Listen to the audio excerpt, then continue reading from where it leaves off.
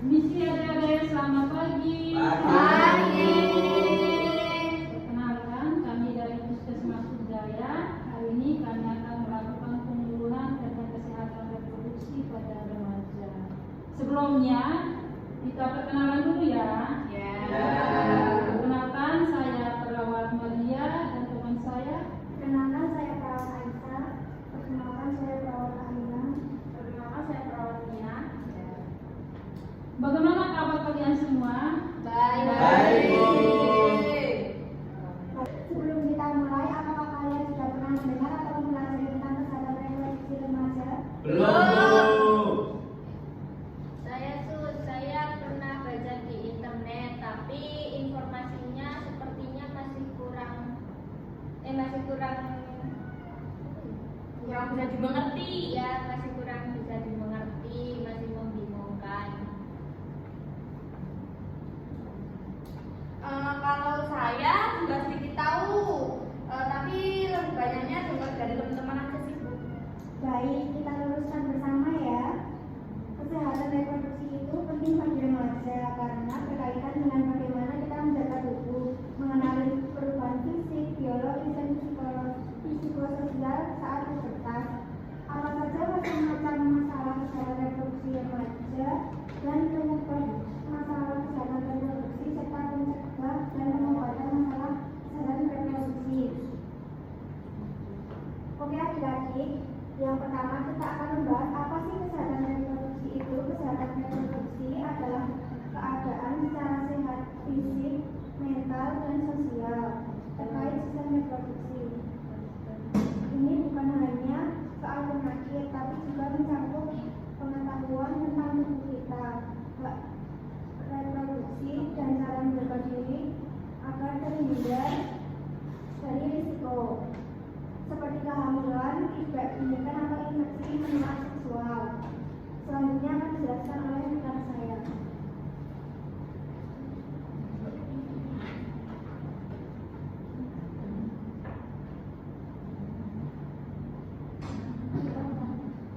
Adik-adik, apa ada yang tahu apa saja perubahan fisik, biologis, dan psikososial saat masa pubertas? Saya cuma tahu perubahan fisik Bu, seperti tumbuh payudara pada wanita dan perubahan suara pada laki-laki. Ya, benar sekali. Pada masa remaja terjadi perkembangan organ reproduksi yang signifikan pada perempuan. Ini termasuk pertumbuhan payudara dan mulai menstruasi, sedangkan pada laki-laki terjadi pembesaran testis dan pertumbuhan penis.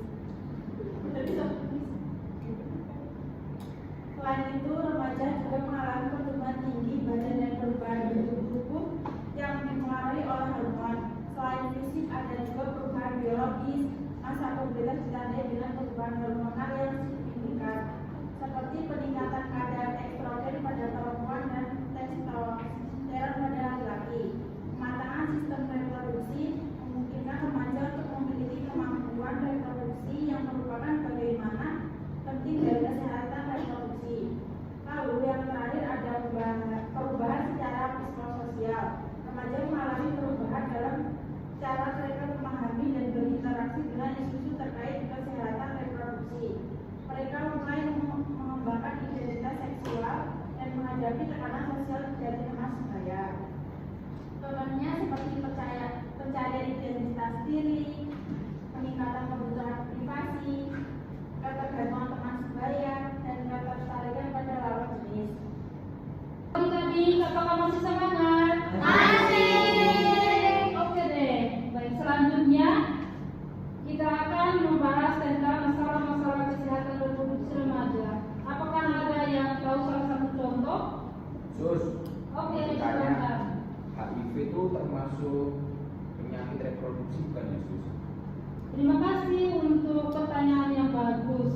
Beberapa remaja mempunyai beberapa masalah kesehatan reproduksi dikarenakan pergaulan yang bebas, antara lain kehamilan yang tidak diinginkan. Kehamilan yang tidak diinginkan dapat mengakibatkan komplikasi kesehatan.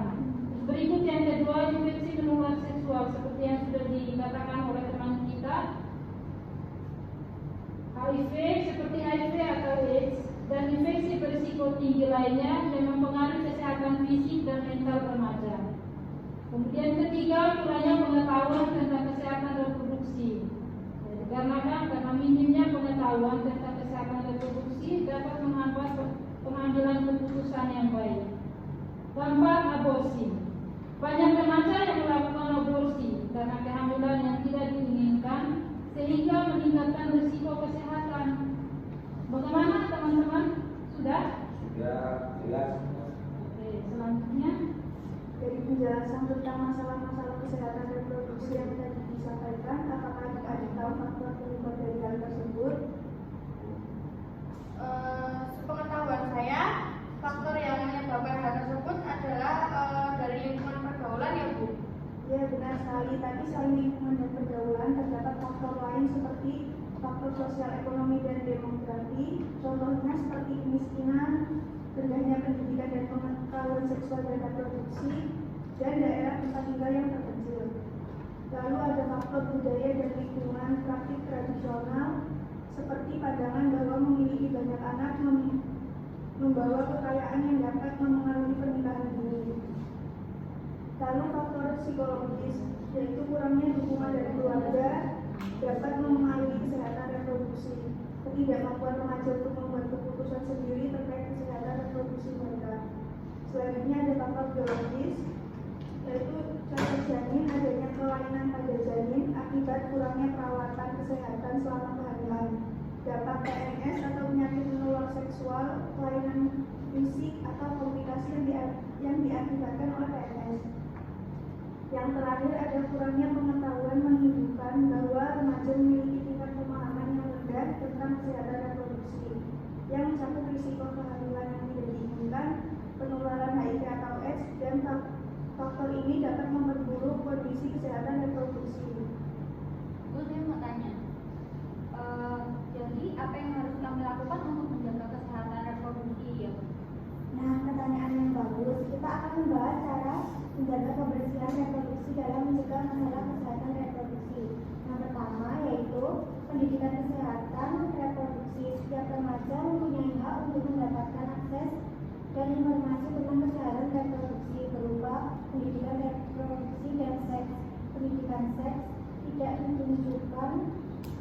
ditujukan untuk mengajarkan mereka tentang hubungan seks saja, namun memberi pengetahuan tentang upaya yang perlu mereka tempuh untuk menjaga kesehatan organ reproduksi. Kesehatan reproduksi bagi remaja berarti memiliki informasi yang benar dan tepat mengenai fungsi, peran, dan proses reproduksi. Pendidikan kesehatan reproduksi juga mengarahkan pada remaja untuk memiliki sikap serta tingkah laku bertanggung jawab mengenai proses reproduksi. Yang kedua yaitu menjaga kebersihan dan kesehatan organ reproduksi. Menjaga kebersihan organ reproduksi dilakukan dengan cara yang pertama, setelah selesai membuang air kecil dan membuang air besar, kita harus menjamin atau mengusahakan untuk selalu mencuci bagian luar dari alat kelamin dengan air bersih dan juga diberi sabun.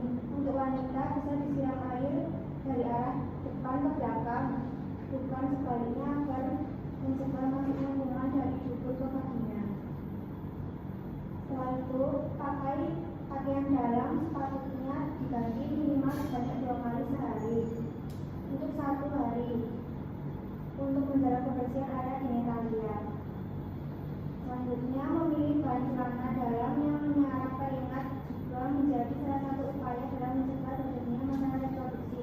Karena jika celana dalam tidak menyerap air keringat akan menyebabkan jamur menempel pada alat kelamin. Juga hindari berpakaian dalam dengan orang lain secara bergantian ataupun dengan keluarga sendiri. Yang terakhir, ganti membalut juga menjadi salah satu cara mencegah masalah reproduksi untuk wanita yang sedang mengalami menstruasi. Mengganti membalut adalah salah satu hal yang mencegah teman-teman dan bakteri masuk ke dalam vagina. Baik adik-adik semuanya, semua terkait materi yang sudah kami sampaikan, apakah ada yang ingin bertanya? Saya ingin bertanya, apakah normal jika seseorang lebih cepat pubertas atau lambat dibandingkan teman-temannya? Baik. Itu normal karena seseorang mengalami pubertas pada usia yang berbeda-beda. Karena setiap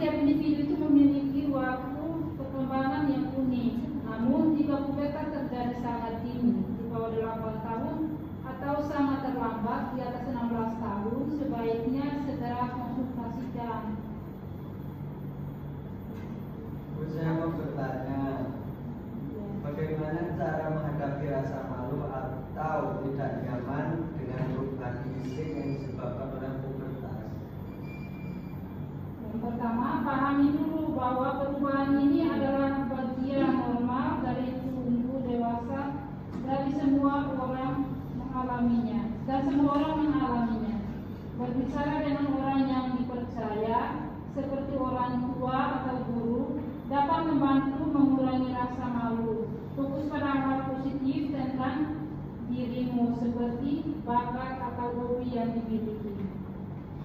Saya mau nanya, apakah olahraga atau pola makan tertentu dapat mempengaruhi kesehatan reproduksi remaja?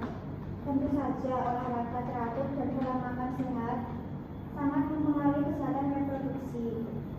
Olahraga membantu menjaga berat badan ideal dan makan makanan bergizi seperti sayur, buah, protein, serta zat besi, mendukung fungsi organ reproduksi dan mencegah anemia, terutama pada remaja perempuan. Terus saya mau bertanya, kalau kita mengalami pelecehan seksual, terus kita merasa takut untuk bilang tuh kita harus gimana ya? Jangan takut dan segera lapor kepada orang dewasa terpercaya seperti orang tua, guru, dan pihak berwenang. Jangan merasa bersalah, pelecehan adalah kesalahan pelaku bukan korban. Mencari dukungan dari konselor atau tenaga profesional untuk mengatasi trauma. Oke. Terus mau tanya, apa saja dampak kehamilan di usia remaja ya, Sus? Jika kesehatan bagi ibu muda seperti anemia, tekanan darah tinggi, dan komplikasi persalinan, gangguan pada perkembangan bayi, hambatan dalam melanjutkan pendidikan dan karir, masalah psikologis seperti stres dan tekanan sosial. Masih Sus. Dampak negatif dari pernikahan usia dini Sus? Apa aja Sus? Gangguan kesehatan seperti komplikasi kehamilan pada usia muda, gangguan pendidikan karena sebagian besar remaja harus putus sekolah, beban psikologis akibat tanggung jawab yang terlalu tinggi. Terus mau tanya, jika mengalami kesehatan reproduksi itu, saya harus berkonsultasi kepada siapa ya? Kalian harus berani berkonsultasi dengan guru BK atau bidan atau lembaga yang menyediakan layanan kesehatan reproduksi seperti puskesmas atau klinik remaja. Bu, saya mau tanya lagi. Bagaimana cara kita menghadapi tekanan dari teman sebaya terkait hubungan seksual? Lalu bagaimana remaja bisa menolak tekanan dari teman sebaya untuk melakukan hubungan seksual itu?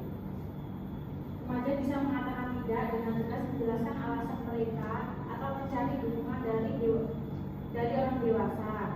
Pentingnya untuk memiliki prinsip dan batas yang jelas dalam menjaga diri. Adik-adik, sebelum saya menutup kegiatan kita pada pagi ini, apakah ada yang ingin ditanyakan? Oke, baik, terima kasih. Nah, sebelum saya menutup kegiatan ini, ada beberapa hal penting untuk kalian. Yang pertama, kalian harus mengenali tubuh kalian terlebih dahulu. Kemudian jaga kesehatan dan selalu dapat informasi dari sumber yang terpercaya. Kalau ada yang ingin ditanyakan lagi, jangan sungkan kalian datang ke puskesmas atau rumah sakit terdekat ya adik-adik. Ya,